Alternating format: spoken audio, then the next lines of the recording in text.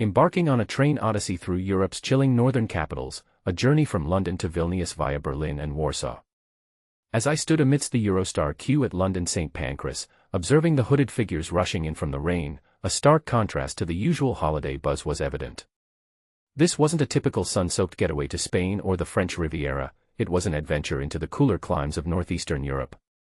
For me, it promised a journey spanning over 1,000 miles, taking in the coolest capitals of the north, where the temperature was just one aspect of their allure. With England baking under the summer sun and Spain reaching scorching 46 degrees Celsius, it seemed only fitting to seek refuge in what has become known as a cool cation. So, in August, I bid farewell to the heat, armed with a suitcase full of jumpers. There's an undeniable allure to long train journeys, offering a unique perspective as the landscape unfolds before your eyes. I began my journey on the Eurostar to Amsterdam, indulging in a pain au chocolate as we sped through the French countryside, gliding past quaint Belgian farmhouses and the distinctive Art Nouveau buildings of the Netherlands.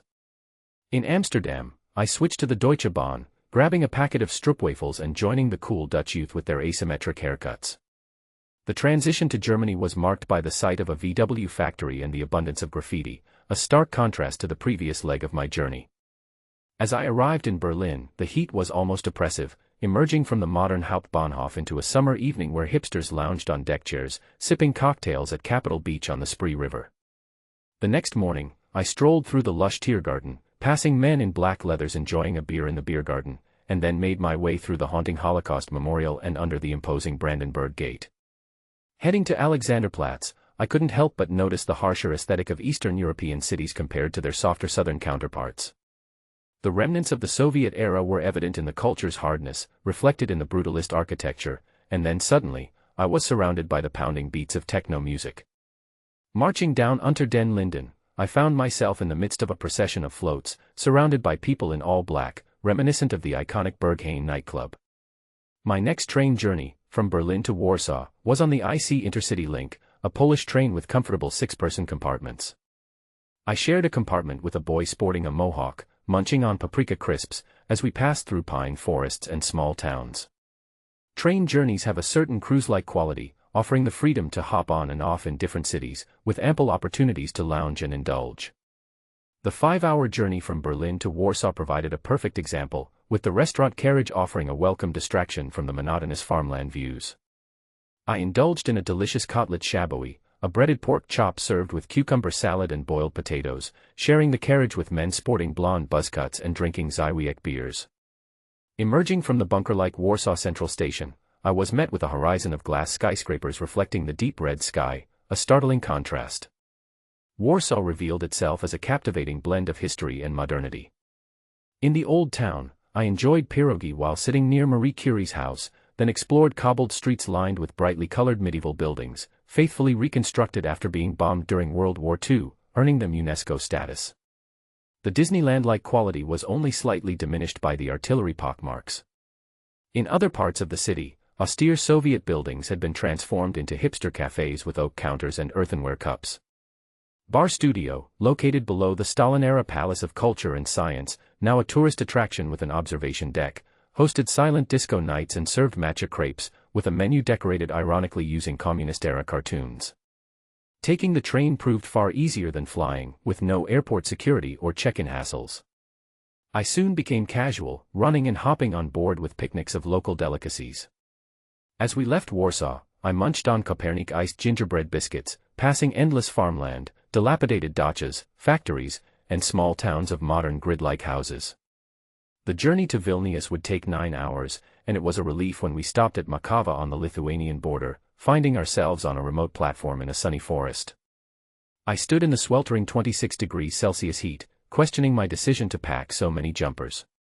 The Lithuanian train was modern and sleek, with open-plan double-height carriages packed with bike racks. The dining options were limited, and I settled for a sad toasted cheese sandwich as we glided through more farmland and forests. Vilnius, despite being the easternmost city on my itinerary, felt the most Western in style.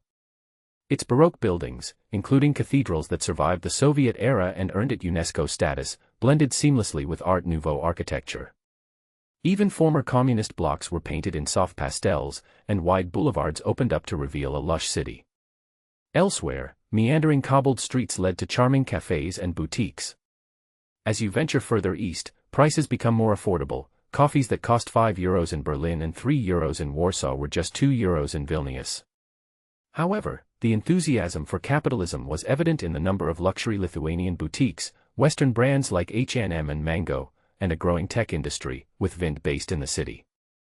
Užupis, the Bohemian quarter known for its art exhibitions and Banksy-style graffiti, had its own logo, a blue hand with a hole in the middle, which, according to my guide, symbolized the enticement to spend, but the tourism minister had a different take, saying, "The main thing is we have nothing to hide in our hands." Vilnius' heart and backbone were creative, a scene both historic and constantly evolving.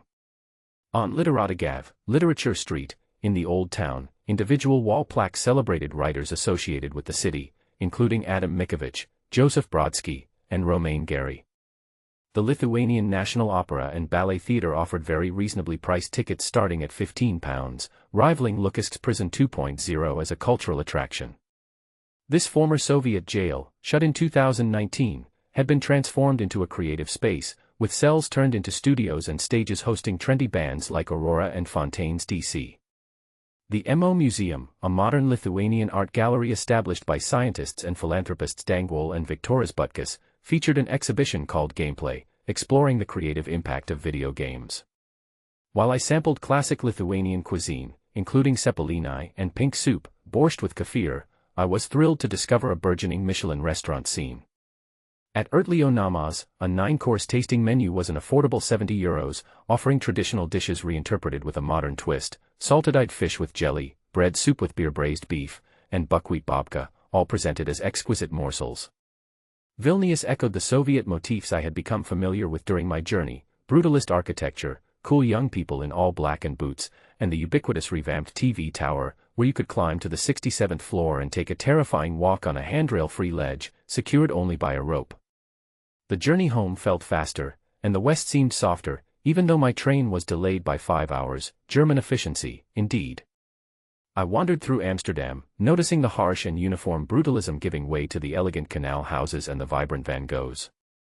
Yet, amidst the clatter and chaos, I found myself missing the calm, clean order of the Eastern European cities. I returned to rainy England, reflecting on my hot cool cation, a unique adventure through Europe's coolest northern capitals.